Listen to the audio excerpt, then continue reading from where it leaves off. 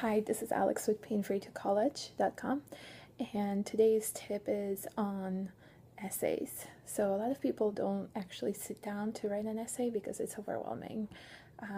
You're thinking about, many times people are thinking about, wow, I have to simplify my life in just 1 or 2 pages, and I don't even know where to start. So the amount of importance that you place on the essay can be either motivating for some people or for some people just overwhelming. And because people get overwhelmed, they procrastinate. I know I did. And I wish there was somebody that could have told me that, you know, writing an essay can be as much of a fun process as you want it to be, but it can be as structured of a process as you want it to be, so you don't necessarily have to wait for motivation to strike. Luckily for all of us, there are certain prompts that colleges are interested in hearing about. So many times it's tell me about an experience that has shaped you. And that kind of a general question can be used for a variety of schools, and also it can be used for scholarships and other applications, so not just college admissions. So keep that in mind. Additionally, I would say that even when you get to job interviewing, you will get questions like that. So knowing how to structure an answer to such a question is really critical for success later in life. So let's talk about that particular question. Tell me about an experience that has shaped you and the way that you are today. Now, the way that I like to think about questions right now, after so much experience, is I want to break them up. So the first part of that question is, tell me about an experience. Okay, so I really need to explain that experience. At least one paragraph is going to be on what the experience is, what were the circumstances.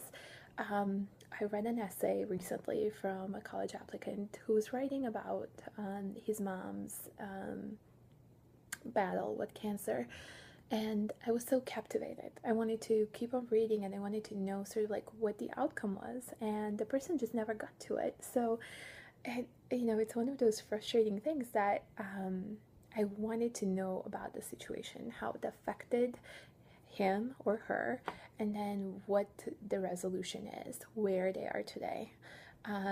So the essay didn't get to some of the other parts, but it also didn't quite explain the situation fully.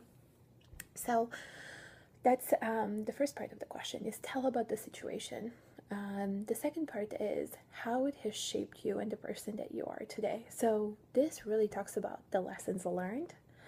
So this could be a very successful situation, a transition situation in your life. If you moved from another country, for example, that was the case for me. And or you had a bad illness or something yourself. So for example, my essay for college admission to Georgetown in undergrad really talked about how I had an accident in a foreign country, not in my own country, even though I grew up in Macedonia. So my accident was in Turkey, and how I saw some people that should have reacted to me as both parents and as medical professionals who really didn't.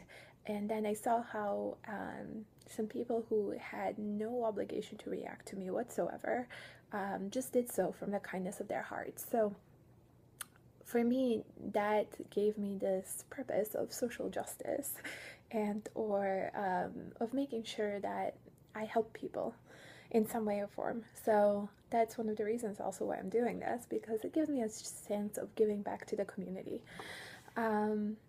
So I, in that sort of like brief summary, maybe it was 4 or 5 sentences, I basically told you, what is it about that experience that shaped me, but I also explained that experience. So it's simple.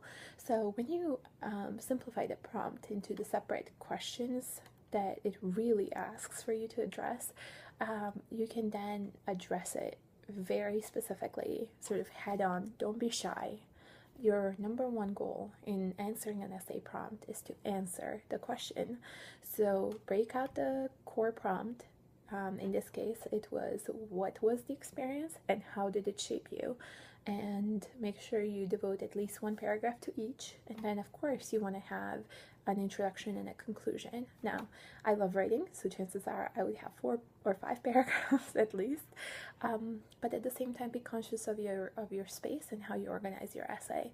So we can talk a little bit more about that on our next tip on just how to structure your essay. But if you just sit down right now and find that prompt that you want to write about, break it up into different questions and try to address them, I believe that you're going to have a very good first draft to work with later. So thank you for your attention today.